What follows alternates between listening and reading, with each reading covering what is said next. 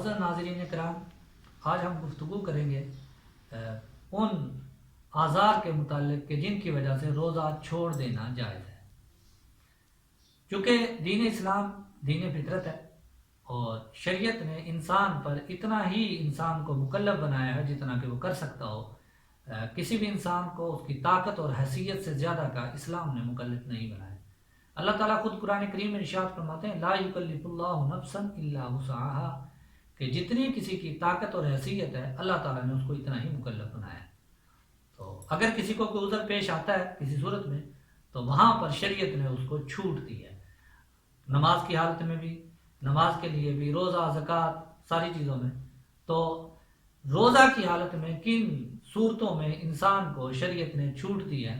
کوئی شخص بیمار ہے اور اس قدر بیمار ہے کہ ماہر ڈاکٹر یہ کہہ دیں کہ روزہ رکھنے کی صورت میں آپ کی طبیعت، آپ کو نقصان پہنچ سکتا ہے صحت کو، یا جان جانے کا خدشہ ہے، تو ایسا شخص روزہ چھوڑ سکتا ہے۔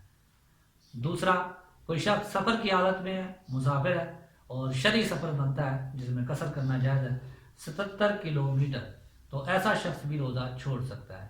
ہاں، اگر سفر سہولت والا ہے تو اس کو رکھ لینا چاہیے، رکھے گا تو ثواب ملے گا، لیکن اگر نہیں رکھے گا تو گناہ گار نہیں ہوگا۔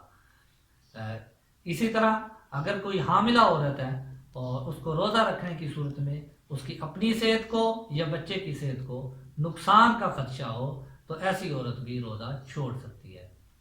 اور ایسا بوڑھا شخص جو بہت کمزور ہو اور روزہ رکھنے کی طاقت نہ رکھتا ہو تو وہ شخص بھی روزہ چھوڑ سکتا ہے۔ اور ایسے بوڑھے شخص کے متعلق یہ ہے کہ چونکہ اگر اس کے متعلق یہ ہے کہ اب وہ اتنا صحت یاب نہیں ہو سکے گا کہ دوبارہ وہ روزہ رکھنے کے قابل ہو سکے تو ایسا شخص روزوں کا فدیہ ادا کرے گا۔ اور حیض و نفاس والی عورت اس کے لیے روزہ نہ رکھنا واجب ہے۔ تو یہ تھے وہ آزار جن صورتوں میں انسان روزہ چھوڑ سکتا ہے۔ توڑا بھی جا سکتا ہے اگر کسی آدمی کو چوٹ لگ گئی اتنی کہ اس کو دوائی لینے کی ضرورت پڑی، اگر وہ روزہ رکھے گا اور وہ دوا نہیں کھائے گا اور علاج کے غرض سے تو جان جانے کا خدشہ ہو جاتے ہیں، حادثات، ایکسیڈنٹ یا کوئی ایسی صورت، ایسا شخص روزہ توڑ سکتا ہے اور روزہ توڑنے کی صورت میں اس کو صرف قضا دینی پڑے گی، کفارہ نہیں۔ اسی طرح ایسے لوگ جن کو انہیلر یوز کرنے کی ضرورت پیش آتی ہے اور عموماً پیش نہیں آتی، روزہ رکھ لیا اور اگر اب تنگی ہو رہی ہے سانس میں تو انہیلر یوز کر سکتے ہیں، تو روزہ توڑ سکتے ہیں، لیکن اس روزہ توڑنے کی صورت میں صرف قضا لازم آئے گی، کفارہ لازم نہیں آئے گا۔